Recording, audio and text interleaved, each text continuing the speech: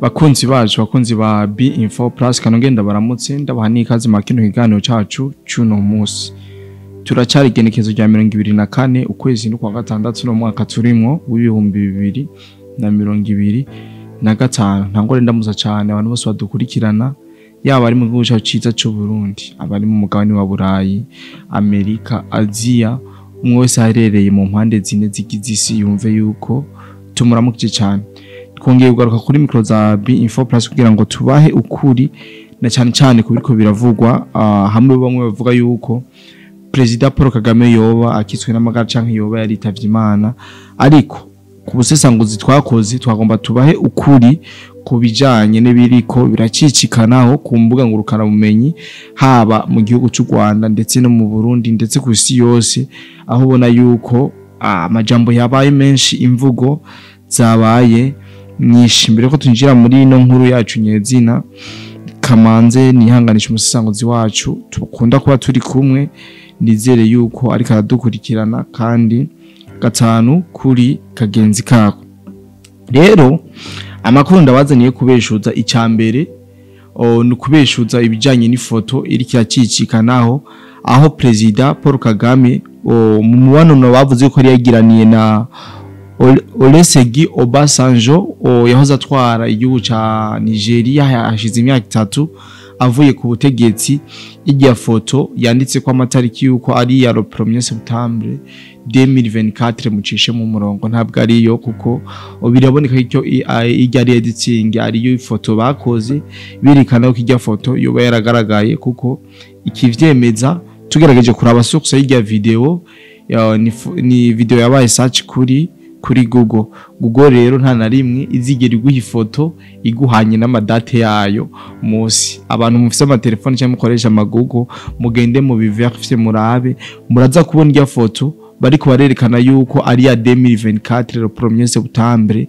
ari foto bakoze, ari foto y'impimbano bariko baragerageza kwerekana ko ari ya kera, kumbi ijya foto ntabwo ari yo kuko ntaho vyakabaye yaho Google iguha amadate y'ifoto yagiye ku rubuga rwa Google canke ku mbuga hwaniro Google isanzwe icisha ko ibiye bitandukanye. Rero novuga yuko abantu bashize mu mutwe yuko ijya foto ari yo muri 2024 babe barabifuta mu mutwe kuko amapreve araboneka yuko ibi bintu harimo amanyanga menshi cyane. Ariko mu vyonje kugira ngo ndabaho kuri sivyo gusa, ndaje no kubabwira kubijanye n'uyu mubonano nawo, kuko biraboneka yuko harimo igifungu bigoye kugira uvyemere yuko President Paul Kagame yoba yabonanye n'uyu Olusegun Obasanjo yahoze atwara igihugu ca Nigeria. Ati gute rero? Umuvugizi wa leta y'u Rwanda yitwa Yolande Makoro, umuvugizi wa leta y'u Rwanda Yolande Makoro niho yashikiriza abanyarwanda bose muri rusange ndetse n'abakunzi b'u Rwanda yuko boreka kumviriza ibihuha bigenda bica ku mbuga ngurukana bumenyi zigiye zitandukanye. Anamenyesha yuko President wabo Paul Kagame amagara yiwe yifashe neza cyane, atakibazo na kimwe afise. Ariko cyaje gutangaza abantu inyuma y'aka karuhuko tuza twumva iri tangazo ryasotse mu 10h 9h muga tuza twumva mu 14h ngo yakiriye uwundi munyacubahiro kubikorwa aho yarasaza akora ibikorwa vya misi yose President Paul Kagame. Ibi ni ibintu rero bitiye amakenga kumva umuntu ngo ari mu kiruhuko mu kandi kanya kazamumva ngo mu bijanye n'akazi yakiriye umwubahwa kanaka. Ibi bintu novuga yuko navyone bikiri mu rujijo, ari ibintu dugikomeza gusesangura canke kugenda ko runono kugira ngo umuntu azoronke ukuri kwavyo. Ati rero ikintu coza cemeza abanyarwanda n'abanyarwandakazi ndetse n'abari muri Région de Grand Lac ubona yuko bakurikiranira hagati hafi bijanye n'umutekano wo mu karere canke uko biba vyifashe muri rusange. Ikintu yokora kemeza yuko abene gihugu bose muri rusange yuko yoba ari muzima canke yoba adakitswe n'amagara nuko President Paul Kagame yotora mikro hama agakura urujijo mu bantu ubona yuko ibintu biko biracana ku mbuga ngo karamenye byose harimo utuntu two tunyanganyanga bigoye gutora ukuri uko ariko yaba bari kuri opposite y'u Rwanda bariko barashikiza amakuru agiye atandukanye biragoye cyane kugira ngo bumvemwo ukuri kuzuye ndetse na leta y'u Rwanda nayo biragoye cyane kugira ngo wumvemwo ukuri kuzuye ndabasubiza inyuma ku munsi wejo kubabikurikiraniye hafi nuko bavuga yuko igisirikare cy'igihugu cy'u Rwanda RDF cyasohoye itangazo kimenyesha ko President Paul Kagame yabakitswe n'amagara ndetse bakanihanganisha abanyarwanda bose ababikurikiranye bavuga yuko iryo tangazo nyuma y'umwanya muto ryahise rifutwa aho ryanyujijwe ndavuga kuri X Twitter yahoze yitwa Twitter bavuga yuko aya manuzenya ya makuru ariho yanyujijwe ariko biza kurangira iyi RDF canke igisirikare cy'u Rwanda ciyamirije rino tangazo aho bavuga yuko ari fake news ata RDF yoba yasohoye iryo tangazo ibi rero ni ibintu byose biboneka neza uri umuntu ufise ubwenge uri umuntu utekereza wumva mu tunyanga twishi novuga yuko utunyanga duteye n'ubwoba tugoye gutahura kabisa ubona ko ibi bintu byo mu gihugu cy'u Rwanda byabaye akayobera abahinga muga umutina wababwiye nuko President de la République atora micro akavuga ibijanye n'ibiriko biravugwa mu karere kuko akaguma ahoze bizorangira bagumye bamwita ko yapfuye kandi akiri muzima mugabo ibinyigizwa ni byinshi mu bijanye n'iribura cyangwa kutagaragara kwa President Paul Kagame kuva ku igenekerezo rya 6 ruheshi kugeza na nubu niko twobivuga kuko nta kintu cyiza kitwemeza yuko ujya mu bonano wabaye ku munsi wejo igenekerezo rya 24 ntavyo dushobora kwemezana kwijana kubera ko nta vyemeza nta biganiro bashoboye kuyaga vyagiye habona ni ryari mwabonye President ashobora kugira umubonano kanaka ibinyamakuru ntibishobore kugira ntuzenya amakuru y'ivyo bashoboye kuvugana bavuga ati uno munsi President Paul Kagame yahuye na Obasanjo bavuganye kubijanye ibicanke biriya kuvugurura imigendanire umutekano n'ibindi byinshi ariko ibi bintu navyo twigeze twumva sikura yuko hari ikintu kitameze neza ariko cyo no babwira nuko kuva iyo tariki President Paul Kagame ataragaragara mu gihugu cy'u Rwanda niko na Joseph Kabila byari bimeze mu gihugu cya Congo ndetse cyane aha yari yashiye mu gisagara cya Goma aha makuru dufise yizewe ari uko na Joseph Kabila kabisa kugeza ku itariki 23 guhera ku itariki 6 kugira 23 atari bwagaragare mu gihugu cya Congo aha rero duca tugira question mark ukuntu President w'igihugu cy'u Rwanda ashobora kubura ndetse n'uyu ex President w'igihugu cya Congo nawe akaburirwa irengero ariko wewe amakuru dufise nuko yoba yaragaragaye mu gisagara ca Bukavu kwigenekere ejo ku munsi w'igenekerezo rya 24 yoba yaragaragaye bisigura rero nyamba President Paul Kagame nyamba byo bari byo koko yagaragaye mu gihugu cy'u Rwanda na Joseph Kabila akaba yagaragaye muri Congo bisigura yuko target bafisa ari imwe ahubwo hari ikintu kidasanzwe baba bariko barategurana rigibona yuko bari muri target yo kugira ngo bagire ivyo bahinduye na cyane cyane mu matware y'igihugu cya Congo ndavuga gusenyura ubutegetsi bwa President Felix Tshisekedi Chilombo aha mu gihugu cya Congo rero ibi bintu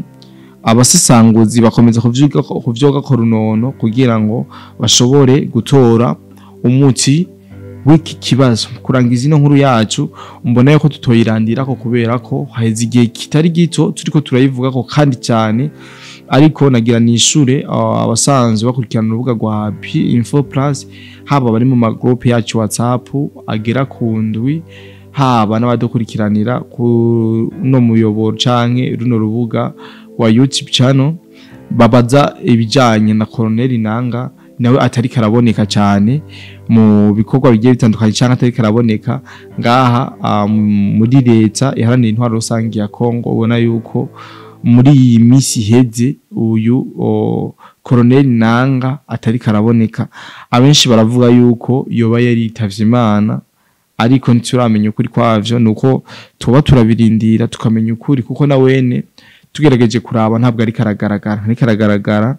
Nawe sigura yuko uyu mugambi w'abagabo babiri ashobora kuba hari ico awuzimwo, nyamba koko nawe yoba kiri muzima, bose ari bazima. Sigura yuko ahubwo abari ku ngamba bari mu ngwano zigiye zitandukanye bo kwitegura bihagije, kuko bano bagabo batatu baramutse babuze n'abagabo bahambaye cyane mu bijanye n'intambara. Abenshi twabanye nababwiye yuko President Paul Kagame yize ibijanye n'intambara muri Leta Zunze Ubumwe za Amerika, amashuri yiwe niyo yayize ku bijanye n'intambara. Rero strategy zose z'urugamba bisobanura yuko azizi, vyanse ngaha arahindura ngaha. Rero no babwira yuko tworindira igihe cyo nyene nico kizoduha inyishu y'ibiriko biravugwa hano mu karere, binyegezwa vyose tukamenya ingene biriko biramenya. Rero kubijanye na col.nanga naco ndabizi ko ariko icyo nzi nuko nawe natari karagaragara cyane. Joseph Prito col.nanga ntabwo ari karagaragara, nawe ne mu vyibaze ko igituma atari karagaragara cyane mu gihe bawira ingoma ba makenga tuguma tubabona mu bikorwa bigiye bitandukanye biriko birakorwa ngaha mu buci bamaze gufata canke mu buci bamaze kuhambura kino gisirikare cha FARDC. Rero nizere yuko hari benshi badukurikirana kandi bazi ibintu vyinshi. Ndabasabe duhurire muri commentaire canke duhurire mu groupe WhatsApp, umwe wese atubwira imbono yiwe kubijanye n'ibura. Ubwa mbere twa tuzi yuko habuze uno mugabo umwe Paul Kagame, ariko tugiye gusanga na Joseph Kabila yarabuze, tugiye gusanga na col.nanga yarabuze. Rero iki ni kintu dukwiye gushiramo ubwenge bwinshi, ahubwo abari ku mirongo y'urugamba nuko bo kwitegurira ingamba kandi zikomeye cyane mu gihe vy'ukuri aba bagabo bo bakiri bazima. Biboneka yuko baba bari kwiga imigambi ngene bokenyura kugira bikunde ngo bafate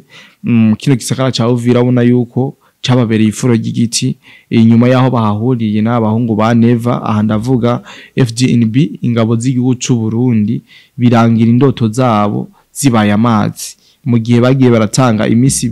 2-3 amasaha yo gufata igisagara ca Uvira. Amezi 5 araheze bagifata ku munwa bataragifata mu bikorwa. Ibi rero biri mu biduha mu bicamwe mu bitweka yuko intambara zikomeje kubandanya. Rero ntibagiye yuko no mu gisagara ca Bukavu imigwano yo gukozanyaho igumaho umwanya ku mwanya. Mu gisagara ca Bukavu tugiye koga runono amakuru yo bari karahavugwa canke uko vyo bavyifashe muri rusangi kugira ngo tuze kuyabaha mu buryo bwiramvuye. Gusa amakuru turiko turaronka nuko umutekano atari kirenga kabisa.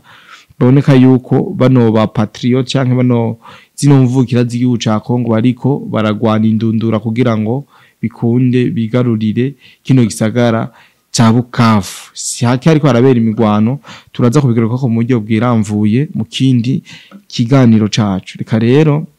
mu kurangiza nshimire cyane abantu bose twabanye mwino ncamake yano makuru. Nizere yuko bashoboye kumvira vyinshi, ariko nongeye gutanga umurongo ku muntu wese afise kwico bivuga ko kugira ngo atwandikire cyangwa turungikire audio ingana n'iminota 10. Ashobora kuyinyuza kuri iyo nimero akoresha kuri abona ngaha kuri screen za B-Info Plus kuri ekran zanyu, kugira ngo ashobore gutanga imbono yiwe muri rusange canke akaraba abadimi ba groupe bivanye niyarimwe akatwandikira akarungika ubwo butumwa, hama tukaraba ko ubwo butumwa kweri burashi dushobore kubusangiza abandi. Shimire cyane vyimva mutima mwebwe mwese twabanywa kino kiganiro kuva ku munota wa mbere kugira no kuno munota wa nyuma. Nizere yuko twabanye neza. Rero isango twongere guhurira mu bindi biganiro, ntibagira kubabwira yuko dukeneye kwagura umuryango wa B-Info Plus ubishize mu kuboko birashoboka, cyane cyane mu gusangiza ibikorwa vyacu abandi bigashika kure hashoboka. ndanagusaba kugira subscribe kugira ngo ano makuru tuguhe ntuzohora uyabwirwa ahubwo uzoyabone mu bambere. Rero je mwari kumwe kuri micro ni Simba Ndumwe canke Kodi. Bye bye.